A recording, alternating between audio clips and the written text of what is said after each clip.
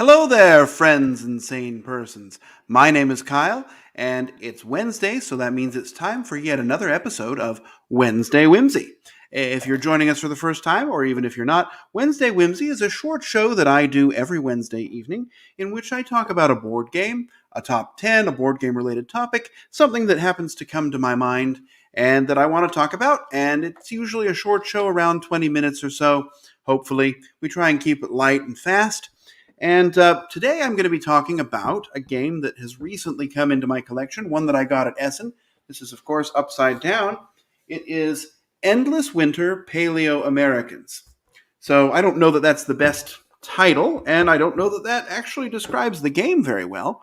Um, but what the game is, what Endless Winter is it's a short kind of a deck building game, and it kind of takes some leads from games like Dune Imperium and The Lost Ruins of Arnak, where you're sort of doing a combination of worker placement and deck building. But it does these a little bit differently than both of those games. Now, thematically, you're a tribe of early cavemen style people, Paleoamericans, and you are trying to survive and thrive in a harsh environment of, well, endless winter. And again, the winter theme really isn't there, other than that you've got some glacier type tiles that you're going to be dealing with. But basically, that's what you are. You're a clan, and you're trying to go through 4 rounds. You're using an eclipse phase to activate other things and sort of change power during these mysterious events. And at the end of the game, you want to have the most points. Very much sort of Eurogamey, try and get the most points. The theme is really barely there. We'll talk about that a little bit more later.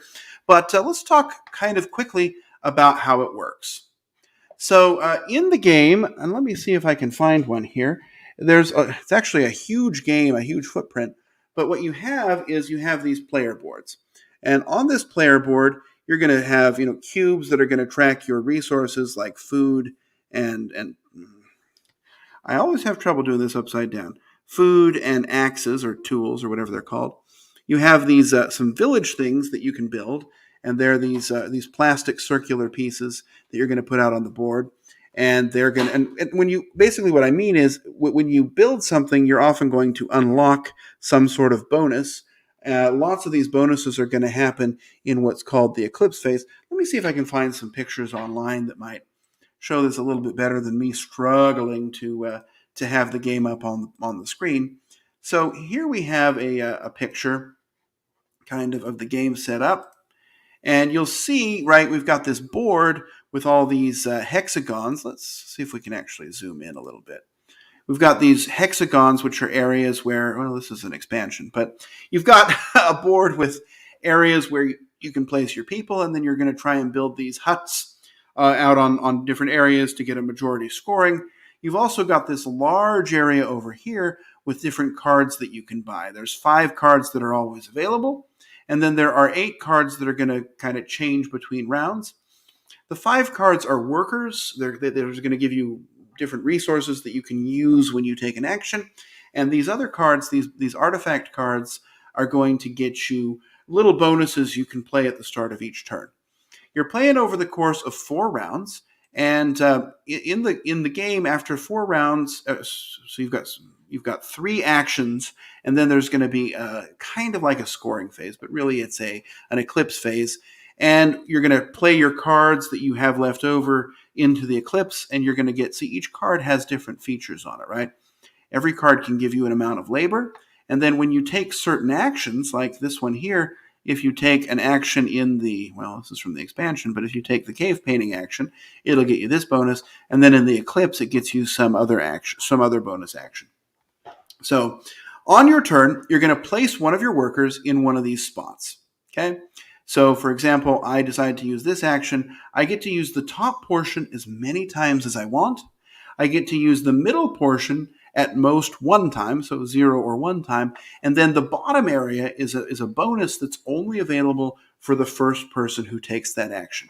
So there's sort of an interesting worker placement feel about the game, because you're placing your workers out, but if you're able to get kind of first in line, you're going to get better things, better bonuses. Usually it's usually the kind of bonus that's good enough that it's really worth making sure you always get the thing that you want. And like I said, you're playing the cards. So at the start of the round, you start with 5 cards plus any that you're able to draw, and there's no automatic mechanism to discard your cards. So if you're able to get more cards, that's a bonus because you'll have more cards to play into actions. And you're going to place your worker, use as many cards as you would like to accomplish the different actions that it's going to give you, and then it'll be the next person's turn. You do that 3 times, you get to the eclipse phase. In the eclipse phase, you look for majority scoring on that board. You look for, you get bonuses from the player board that you have, from the cards that you've played into it, and it looks like I'm not going to find anything else interesting here. There's some interesting pictures of it, but that's fine. And then at the end of the game, you're going to see who has the most points. There's also some animal cards you can collect, and you're trying to make sets of those. And if this game kind of seems a little bit all over the place, that's because it really is, right? Like I said, the theme isn't really going there. But what you're really doing is most of the cards you buy are going to be worth 1 or 2 points. So an easy way to get a lot of points is just buying a lot of cards. Then there's also something called burial, and you can guess what that means, but what it really is culling your deck. So at various times in the game, you're going to be able to get rid of a card and put it under a burial cover. And then there's this track over here, this idle track, and it's this one over here, this bird-looking thing. And whoever's the highest up on this idle track is, I guess I meant to show this. Whoever's the highest up on this idle track is going to, let's see if we can't zoom out a little bit. Nope. All right. Well, whoever's up the highest on this idle track is going to get the most points from having cards buried, and whoever's second most will get the second highest. And so the number of cards you cull are also going to contribute to that. That's a way to get points. You're going to get points by collecting sets of these animals. At most 4 in a set, but there's a bunch of different ones you can collect.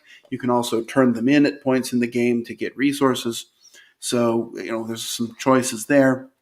There's really a lot going on, but really you're placing a worker, playing cards, and then you're trying to manage what's in your deck so that you get cards that will boost the actions that you want. And so that's a short summary of kind of how it works. And I'm sorry, it's really a weird game to talk about, but let's talk about some things that make it special. So the first thing that I would say makes the game special is that you really have a lot of options in it. I've played it several times, and I really have not figured out the ideal strategy of things to go for. You can go for sort of managing a huge deck, because everything you put into the deck is going to be amazing for you. You can go for these animals, which can get you 40, 50, 60 points. You can go for these artifacts, which give you access to a lot of resources. There's megaliths, which are these tokens you put out that unlock other bonuses, things you can do there. You can do some combination of that. If you add in the expansions, there's one expansion that kind of makes it like a roll and write. So you've got this cave and you're trying to connect dots. That's the only expansion I've really played with. There's another one where you're moving up and down a river. Haven't tried that yet, but I'd look forward to it. But really, there's a lot of things that are going on, a lot of things to choose from. And so as you start the game, you just have possibility after possibility. And I really don't think there's a loser, okay? You can cap out in points at a certain area probably. Like, for example, it doesn't make sense to bury more than 7 cards unless you're trying to thin out your deck, because that's going to get you the maximum amount of points. But whatever you want to try, you can, and I really think that there are possibilities to turn any of those events into, to be a part of your balanced victory. Another thing that's special about it is it looks really great. It's actually a really high quality game. The components are nice. You've got screen printed meeples to move around the board. You've got plastic minis. I would show you mine, but they're upstairs being painted right now. You've got your chief. Each character, I didn't mention this, but you have a chief card, and that chief is going to give you a special ability every time you use one of your 3 meeples. So you've got some kind of bonus there. You've got these nice dual layered player boards that keep track of your resource tokens, high quality stuff. You've got everything's just really very nice about it, and the artwork's good too. It's this artist who did most of the work in the what is that series? There's that series from Garfield Games. There's the Raiders of the North Sea. He did all of those. I think he might have done some of the Valeria games. A very prolific artist, I believe, from Macedonia. Um, that's neither here nor there. But the artwork's great. The components are great. Another thing that's great is that it's really simple. As much as there is going on, it's really simple to learn and teach. Right? I mean, I really just have to explain what the four basic actions are, and then we go to it. I mean, the eclipse phase is self-explanatory, and lots of sort of the rules overhead of the game isn't learning the rules, it's figuring out how to kind of piece things together so that you can make the game be what you want it to be. It's also a very interesting take on deck building because, unlike most deck building games, you're not ever getting rid of your cards. And in most games, you draw cards at the start of your turn. But in this one, your hand of cards is really what you've got for the whole round. And in that aspect, it's a lot like Dune Imperium and Lost Ruins of Arnak, right? You've got one hand of actions that's going to or cards that's going to govern everything. But in those, you're kind of limited by how many cards you're going to start with. In this one, every card you keep is a card you can use later. And I think that's really fantastic. You're really kind of constructing the hand you want more so than the deck you're going to want, because it's possible to draw not all your cards, but a lot of cards. And most of the cards you buy go straight into your hand. So that's really interesting as well. I mentioned it has a lot of expansions. I think I've played with a couple of the modules in one of them, and that come with the base game. But then, the cave painting one's pretty good, and I'm looking forward to try the others as well. So those are some things that make it special. It also just doesn't feel like anything else. It's hard to classify this game as a point-driven die as dust Euro. It's hard to classify it as something thematic. It really just is an interesting game that's a lot of fun to play, and it really just doesn't feel like anything except those two games that I mentioned. So where's the but? What's wrong with this game? What's wrong with this picture? So a couple of things. One, the space that it takes is immense. This game takes your whole table, and you really have to have room above and below your player board, and then the player board itself is big, and then you have this big area of terrain hexes that you've got to build, and so it just really is a table hog. Another but is the rule book is written in possibly the least intuitive manner that I've come across in a long time. It just is a slog to learn these rules. Even though the gameplay itself is super simple, learning it from the rule book is very difficult. At least it was for me. It's just written in a way that made me feel like I was wading through a fog bank as I was trying to figure out the rules. Another thing that's kind of a negative about it is that, like I said, the theme is not only barely there, it's really not there at all. And Lost Ruins of Arnak, and I'm going to talk in a moment about comparing the three. Lost Ruins of Arnak, the theme is also barely there, but at least it kind of feels like it is because you're looking at the artwork on the cards. Here, the cards lots of them are just the same, and it's the least thematic of any of the games of its ilk, I think. So those are some buts.